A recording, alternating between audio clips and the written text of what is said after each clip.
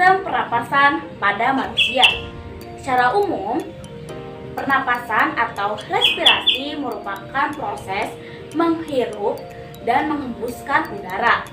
Namun, dalam fisiologi pernapasan meliputi dua proses, yaitu respirasi eksternal dan respirasi internal. Respirasi eksternal adalah pertukaran udara yang mengandung O2 dan IO2 yang terjadi di dalam alveoli atau alveolus. Dan respirasi internal yaitu perombakan makanan, oksidasi makanan yang menghasilkan energi yang terjadi dalam sel, tepatnya di mitokondria. Sistem pernapasan pada manusia berfungsi untuk 1. Mengambil oksigen dari atmosfer ke seluruh sel tubuh. 2.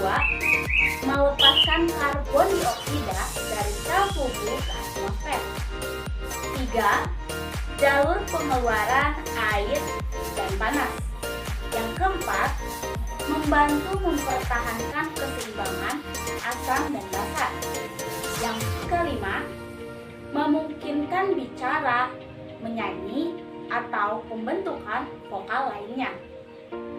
Yang keenam, merupakan sistem pertahanan terhadap benda asing yang terhirup. Yang ketujuh, mengeluarkan, memodifikasi, dan mengaktifkan berbagai bahan yang mengalir melewati sirkulasi paru-paru. Yang kedelapan, meningkatkan aliran balik vena akibat sistem pernapasan. Dan yang terakhir, yaitu sebagai indera penciuman. Alat pernapasan pada manusia. Yang pertama, hidung.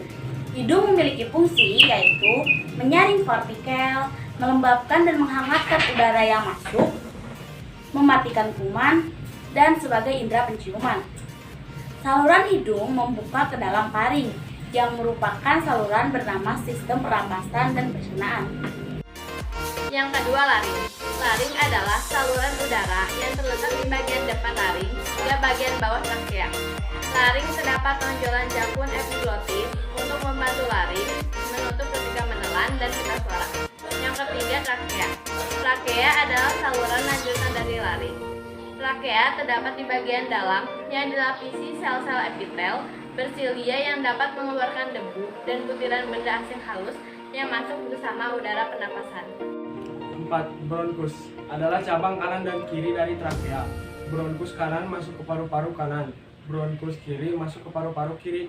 Di dalam paru-paru, bronkus terus bercabang-cabang membentuk bronkiolus. Di ujung bronkiolus terminal terdapat alveolus. 5. Pulmo, paru-paru. Tersusun dari 300 juta alveolus berbentuk kantung kecil dan dikelilingi oleh pembuluh kapiler, tempat pertukaran oksigen dengan karbon dioksida. Mekanisme pernapasan. 1. Inspirasi merupakan proses menghirup udara secara aktif yang memerlukan kontraksi otot. Otot interkostal eksternal berkontraksi, tulang rusuk terangkat ke atas dan depan. Volume rongga dada membesar, paru-paru mengembang. Tekanan udara paru-paru mengecil, udara dari luar masuk ke paru-paru. Otot diafragma berkontraksi, diafragma yang melengkung menjadi datar. Volume rongga dada membesar, paru-paru mengembang. Tekanan udara paru-paru mengecil, udara dari luar masuk ke paru-paru. 2. Ekspirasi merupakan proses mengembuskan udara secara pasif yang tidak memerlukan kontraksi otot. Otot interkostal luar relaksi. Tulang rusuk turun, volume rongga dada menyempit, paru-paru mengecil, tekanan udara paru-paru membesar, udara keluar dari paru-paru. Otot diafragma relaksi. Diafragma yang datar melengkung kembali, volume rongga dada menyempit, paru-paru mengecil, tekanan udara paru-paru membesar, udara keluar dari paru-paru. Pengendalian kecepatan pernapasan. Mekanisme pernapasan diatur dan dikendalikan oleh pons paroli di otak dan serabut aferen nervus vagus dari reseptor saluran pernapasan dan paru-paru. Faktor yang mempengaruhi frekuensi pernapasan antara lain 1. Jenis kelamin, 2. Umur, 3. Suhu tubuh. 4. Posisi dan aktivitas tubuh. 5. Emosi, rasa sakit dan ketakutan. 6. Status kesehatan. 7. Ketinggian tempat. Transport oksigen dan karbon dioksida.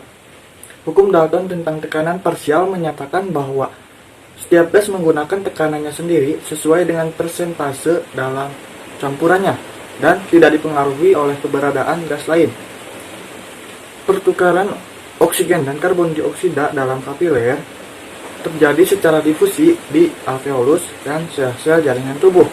Pada alveolus, molekul gas bergerak melalui membran respirasi dari tekanan parsial yang tinggi menuju ke area yang bertekanan parsial lebih rendah.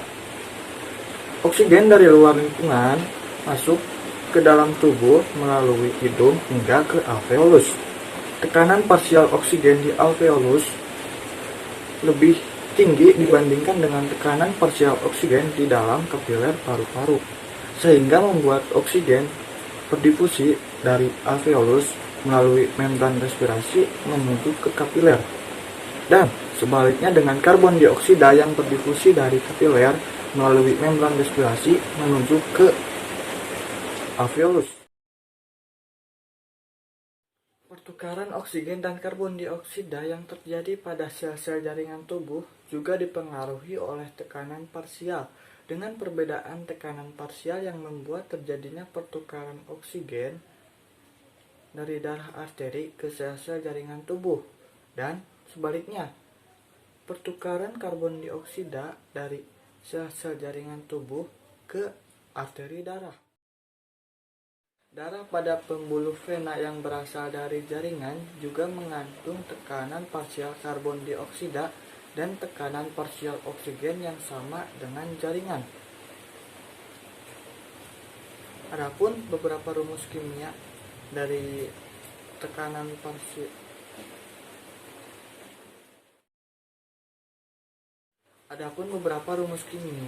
yang terjadi pada transport oksigen dan transport karbon dioksida akan editor sertakan di samping.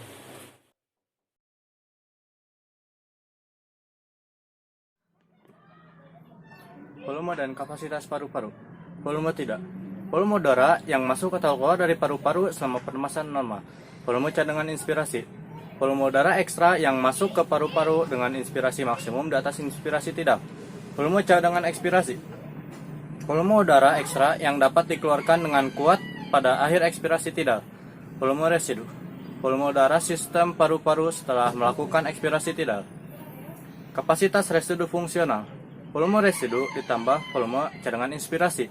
KRF sama dengan VR tambah VCE. Kapasitas inspirasi. Volume tidal ditambah volume cadangan inspirasi. VT tambah VCI. Kapasitas vital, penambahan volume tidal, volume cadangan inspirasi dan volume cadangan ekspirasi. VT tambah VCI tambah VCE. Kapasitas total paru-paru. Kapasitas vital ditambah volume residu. KV tambah VR. Kapasitas ekspirasi per menit. Volume tidal dikali jumlah pernapasan per menit. Volume ekspirasi kuat dalam 1 detik. VEC 1. Volume udara yang dapat dikeluarkan dari paru-paru yang terinspirasi maksimum pada saat detik pertama ekspirasi maksimum. Gangguan sistem pernapasan, yaitu yang pertama tuberkulosis atau TBC, yang kedua faringitis, yang ketiga difter, yang keempat pneumonia atau radang paru-paru, yang kelima kanker paru-paru, yang keenam hiperkapnia, yang ketujuh hipoksemia, yang kedelapan asfiksia, yang kesembilan penyakit pulmonar obstruktif menahun, yang kesepuluh sesak napas, yang kesebelas apnea tidur, yang ke-12 influenza, parainfluenza atau sindrom batuk pileko, flu burung, dan SARS atau Severe Avian Influenza Syndrome. Teknologi sistem pernapasan, yaitu yang pertama tracheostomy. Tracheostomy adalah pembuatan lubang pada dinding alveolus untuk mempertahankan jalan napas agar udara masuk ke paru-paru melewati jalan napas bagian atas. Yang kedua pulmotor. Pulmotor adalah alat untuk melakukan pernapasan buatan. Yang ketiga, terapi oksigen. Terapi oksigen adalah pemberian oksigen melalui peralatan emergensi oksigen. Yang keempat, terapi oksigen hiperbaik. Ada pemberian oksigen 100% kepada pasien di dalam ruangan hiperbaik bertekanan lebih tinggi dari udara atmosfer normal. Bahaya rokok bagi kesehatan. Rokok berbahaya bagi orang yang merokok atau disebut perokok aktif, maupun orang di sekitar perokok yang bukan perokok atau disebut perokok pasif. Perokok aktif memiliki nafas pendek, mudah lelah, kemampuan indera penciuman dan penyedap rasa berkurang, iritasi mata, sakit kepala, dan pusing. Akibatnya merokok, kekurangan gizi, pertumbuhan terhambat, dan kecerdasan sulit berkembang. Beberapa zat dalam rokok yang sangat berbahaya. Yang satu, nikotin, yaitu zat candu yang sangat toksik, merusak jantung dan sirkulasi darah dan bersifat karsinogen. Yang kedua, tar. Tar dapat merusak sel paru-paru dan menyebabkan kanker. Yang ketiga, karbon monoksida atau bisa disebut CO, yaitu gas beracun yang dapat mengakibatkan berkurangnya kemampuan darah mengikat oksigen.